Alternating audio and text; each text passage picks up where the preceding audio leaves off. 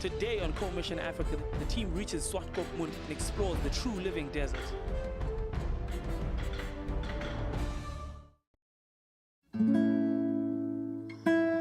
It's morning in Sesriam and the team have reached the 1-week mark of their epic journey across Namibia, with the excitement of meeting the Himba tribe growing more and more each day. We decided to leave a little earlier this morning, so now we're an hour and 20 minutes ahead of schedule. Looks like we're about to leave here probably in the next 15-20 minutes, so get to our next destination. I think we've got a rest day there. We need to get some tires repaired and do some other things. So we're looking forward to it. In Psalm 136, and it says, "Oh, give thanks unto the Lord, for his mercies endure forever." And when you look at that, first of all, we need to understand that God is extremely willing to pour out his mercy. That's what he wants to do.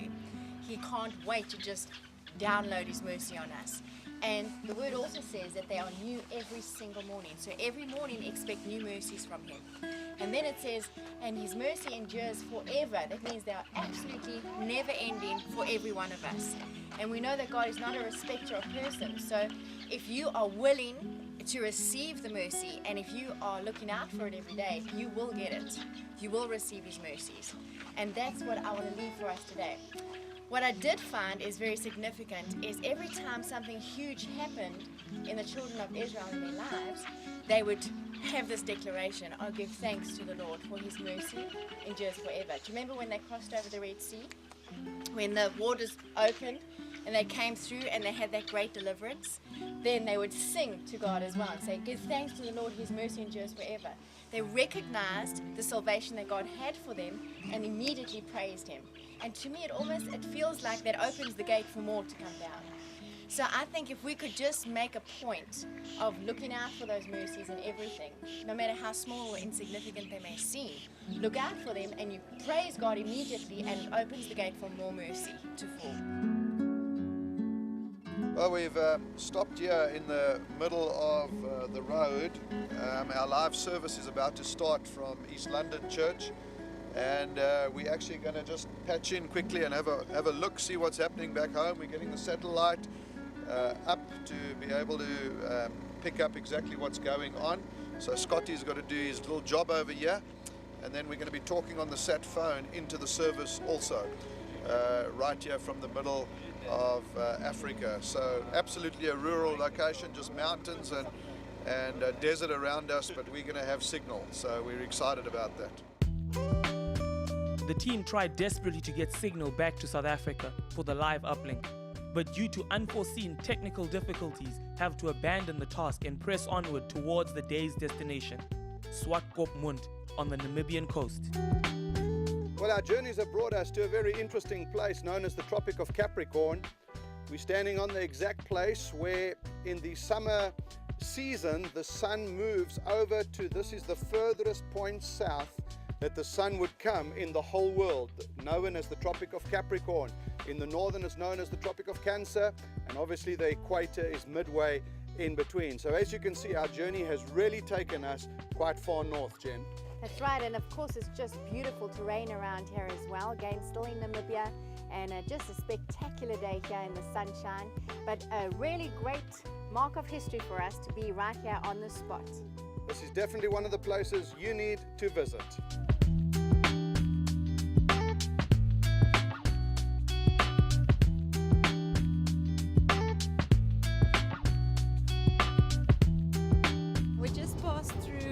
Walvis Bay. My first time here. I've heard a lot about it. My mum and dad and grandfather used to come and fish here often, and she would always tell me how she would love the fact that the ocean and the desert meet each other. So when you on this side it's extremely hot, and when you go and stand by the ocean, the breeze from the sea, it's quite cold. So yeah, it's just bringing, missing my family again. And I'm glad that I can be able to see what they've been talking about all these years. Apparently it's also a very good fishing spot, and that's why they always come here, because they like fishing. So yes, I'm excited to go to Swakop to see what that's like. And apparently the campsite is going to have some grass, which is very rare. And we have private ablution, so that's going to be pretty cool. So we're looking forward to that. And then, of course, the rest day tomorrow with washing. Back to camp for an early night. It's day 8 and some of the crew enjoy a desert tour on their rest day. We're here in Swakopmund with Tommy, who owns a tour in the desert, and he's about to tell us what we're going to do today. Good afternoon. Sean, we're gonna drive 30 kilometers of dunes and reading the Bushman newspaper. You know, Okay. all the tracks on the sand. Okay. And it's a very unique tour in the sense we have to go and find everything. Awesome. You know, we usually go the evening before with super glue and we stick the things to the different plants. But the glue ran out, so. The Namakwa chameleon is the fastest chameleon in the world. Their eyes can look independently, one forward, one backwards, and they have amazing eyesight. If there's another chameleon in this area, they do a body dance. Then I know. We just saw a chameleon, and then we just stopped and watched the sand dancing on the side of the dunes. It's very pretty, very, very pretty. The team watch in awe as tour guide Tommy dives into a sand dune and comes out with his prize, all in the blink of an eye. Okay, this is a Fitzsimmons burrowing skink. It's a legless lizard, totally blind. They get nearly as thick as my finger, about this long. Doesn't even feel real. Yeah. It almost feels like plastic or something. I don't know.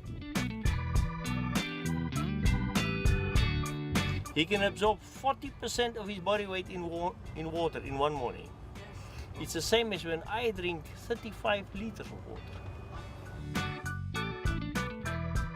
This is what we call a sand diving lizard. They have a head looking like a shovel and they just dive in the sand.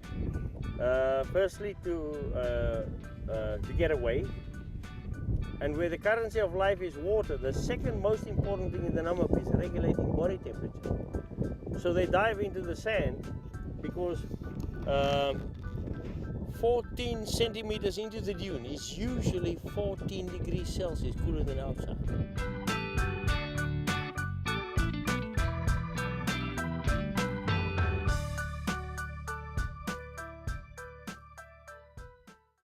It's a palmato gecko. It could feel like a duck, but not for swimming. Works like snowshoes on the sand. Massive, beautiful eyes, but they can't blink them, so they have a long tongue and they lick them. Very thin skin, please don't touch it, it'll come off. It's a nocturnal animal.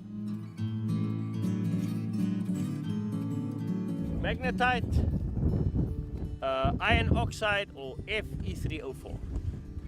And everywhere in the dunes, the dark color is iron. And it lays in layers. In South Africa, they mine it. Here, they're not allowed to. They use it in pottery, paint, cement, steel, forensic powder for fingerprints, welding rods. They wash export coal with it.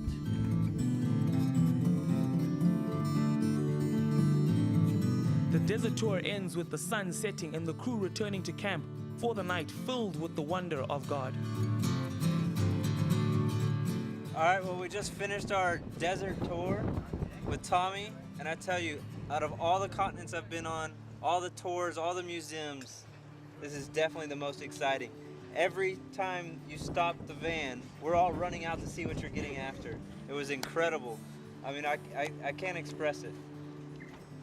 It was my pleasure to have you people on tour, and if you could just then reveal a little bit of God's creation to people, you know, that the normal eye doesn't see.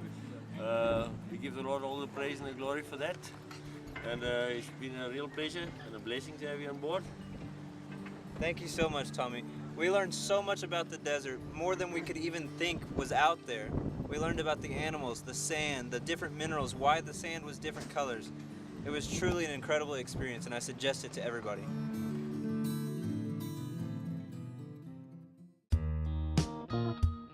It's already late morning and the team hurry to get ready to hit the road at short notice. Right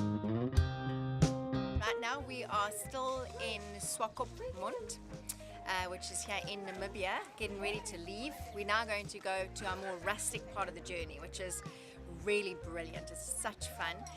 I think our distances are going to be shorter, but it's going to take us much more time to get through them because of the condition of the roads. But it's going to be a stunning journey, just really scenic. We get to meet the Himba people a little bit later on, which is really why we've come. So I'm looking forward to get on the road and going. I think it's just one more tire to change and we are off.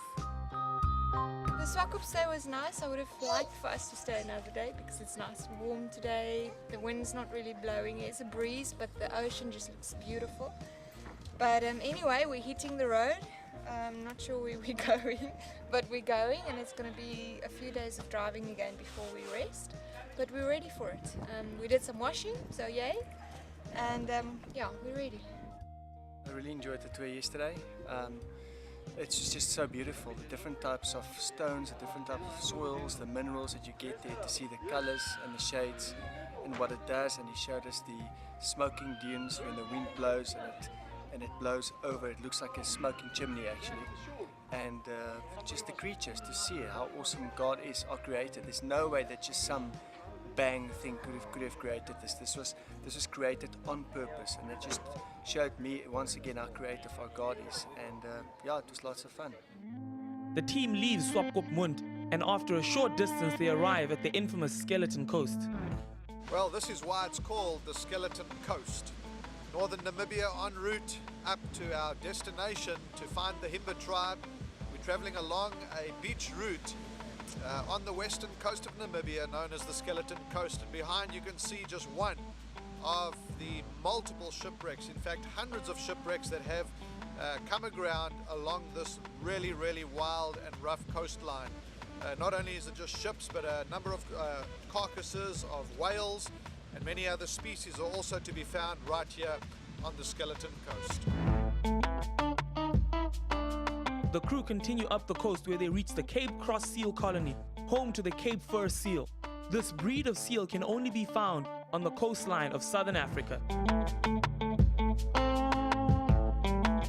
Well, here we are on the roadside in Namibia, just outside Cape Cross, and there are little honesty tables all over this roadway that we're driving on, where what the locals have done is the locals have pulled forth the salt, and they are selling salt to people on the side, where you can buy a hard, coarse clump of salt for different prices, from 10 Namibian dollars all the way up to 60 Namibian dollars, depending on the size. And they're wanting you to be honest and to put the money in the jar. So that's how simple it is. It's saying, yeah, you're welcome, help yourself to what we've done, but please put money in our jar. We are nowhere to be found. This is desert. This is what is called honesty shopping, and it only works here in Namibia. The team push on and drive through a movie set during their day's journey, on flat, desertous roads under the Namibian sun. It's already dark once they reach camp. Nevertheless, the missions team jump at the opportunity to pray for some of the locals. So we heard a group of locals, people, singing to the group of campers next to us, so we went over and found out what was going on. And so we asked them if they would come sing with us, for us, and Brad just started talking to him. We ended up praying for him. We had one guy healed of a rapid heartbeat instantly. A lady healed of leg pain, another lady healed of eye pain, another one healed of headaches, asthma and chest pain gone right away. And then they came over and sang with us. I think we had like 9 or 10 of them recommit their lives to the Lord. So just an awesome time. It took maybe 10 minutes of our time, and it made a difference in their lives forever.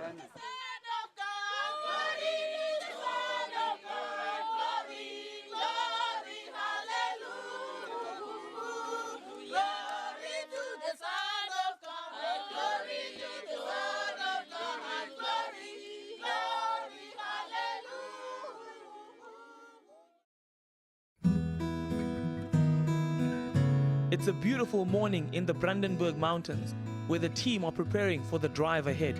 In the Brandenburg Mountains, It's really, really absolutely beautiful here.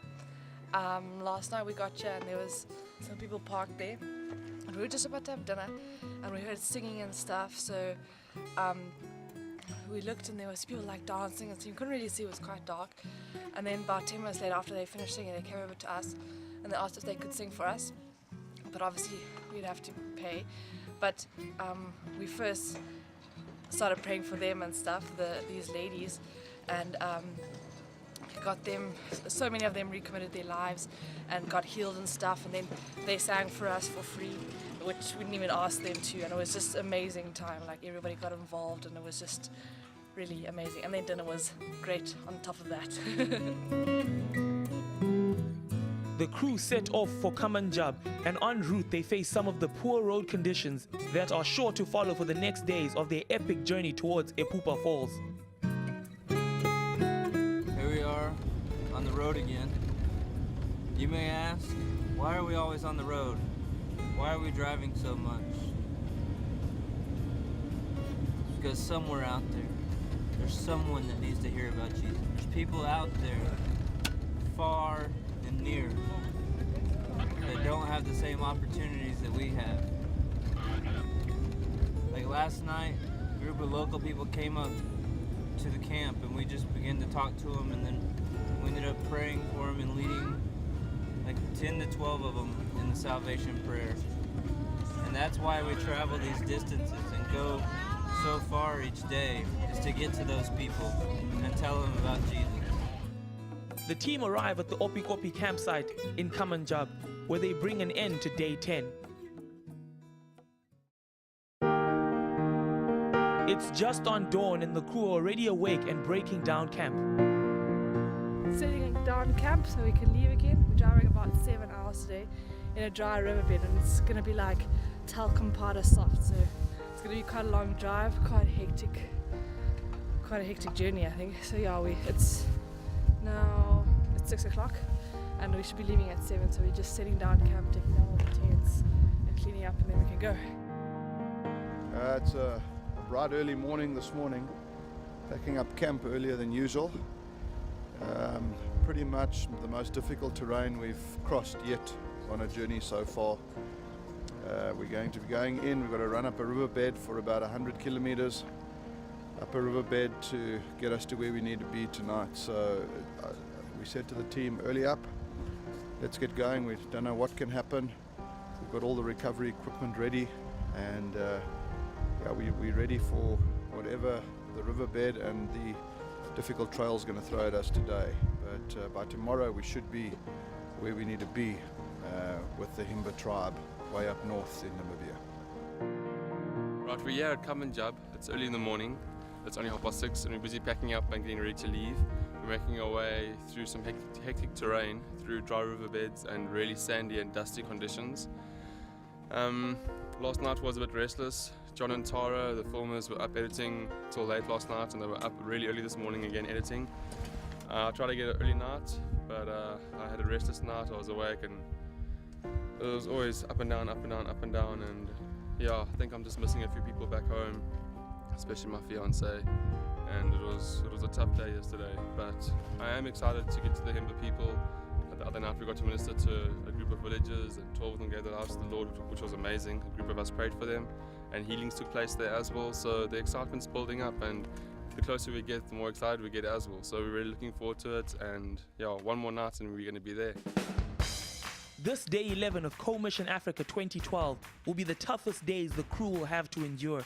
Nauseatingly bumpy roads, potential vehicle damage, and powder soft sand that finds its way into everything. All this to reach the Himba people. We're just going through a dusty section on our way to one of the dry riverbeds where we'll be driving through today. And we stopped to try to speak to one of the village guys down here, but he only speaks Harari. So we can't communicate with him, we can't pray for him. Yeah, we're just unable to communicate with him, but we'll just pray a blessing over his life before we do leave, and then yeah, we'll get translators further on along the way. Well, we are on our 4x4 route today, and it has been exciting from start. And we've come through some rough terrain, some really brilliant loose sand that was just like water and kind of rolled over the vehicles. We just got to watch out for a lot of the rock. There's sharp rocks that can get the sidewalls of the tires, so we just need to be very careful as we come through it. But from here on out, it's going to be some very exciting 4x4ing. So I'm enjoying every minute of it, and I hope you do too. We leave the crew on the desertous roads of Namibia, where undaunted they push on to reach their ultimate destination. Next time on Co-Mission Africa, the team face the perilous roads of the Namibian desert and finally make it to Epupa Fall.